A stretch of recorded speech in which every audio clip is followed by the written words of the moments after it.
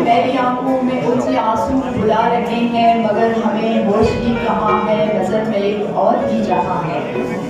नए नए मंजरों की ख्वाहिश में अपने मंजर से हट गए हम। जनाब, इस वक्त हम यहाँ कुतुब मेले में हैं और मेरे साथ सरसी एजुकेशन फाउंडेशन की प्रिंसिपल इरम खरल साहिबा हैं। तो हम इनको अपने न्यूज़ क्लब के अंदर खुशामदीद कहते हैं और इनसे बात करेंगे कि जनाब ये आज के मेले के हवाले से हमें क्या कहना चाहेंगी। जनाब इरम साहिबा।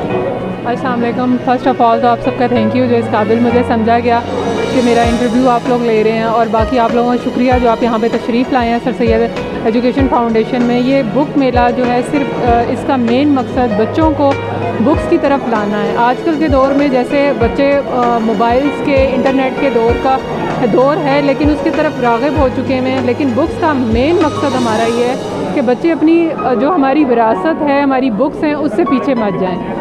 जैसे हमारे जितने भी 28-29 स्कूल्स हैं वो इसमें शामिल हुए हैं। बच्चों ने परचेज़ किया, मेरे ख़ुद स्कूल के बच्चों ने यहाँ पे परचेजिंग की है, जिसका बहुत मस्बत पहलू बच्चों पे जो है ना पड़ रहा है। इंशाल्लाह नेक्स्ट भी हमारा इसी सर ताहिर दुरानी, जिनका बहुत हम शुक्रिया अदा करते हैं, जो इस तरह के मेले और तकरीबात का जो है ना इंतखाब करते हैं, और आप लोग यहाँ पे इस चीज़ को प्रिजाई करते हैं। बहुत जी इरम, बहुत बहुत शुक्रिया आपका। इंशाअल्लाह फिर भी आपसे आपके अदारे में आएंगे, इंटरव्यू करेंगे।